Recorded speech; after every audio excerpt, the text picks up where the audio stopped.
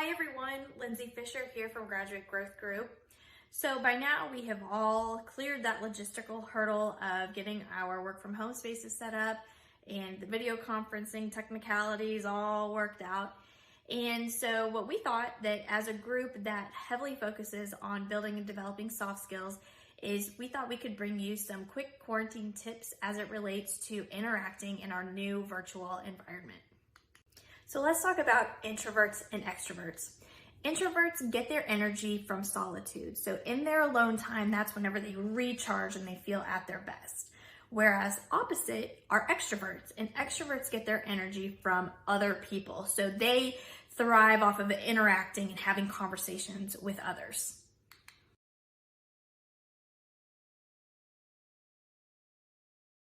So what are some things that we can do to kind of help bridge both introverts and extroverts during this time? How can we communicate effectively and also just make the best of the situation that we're in?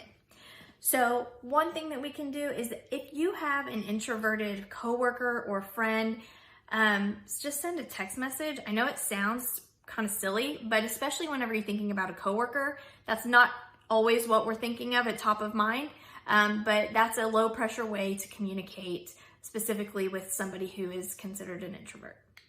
Another thing that's missing from our virtual environment is that water cooler talk, right? So what can we do in place of water cooler talk?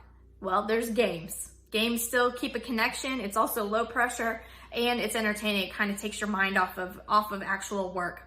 There's letter press that you can use. You can play that with one other person. Ticket to Ride is a good one. And You Don't Know Jack is a great game where you can bring multiple people together and it's super fun. So if you haven't heard of that, I highly recommend that you look that up. And finally, for those extroverts out there, take a page from the Introverted book and spend the alone time that you have if your circumstances allow, because everyone's circumstances are different.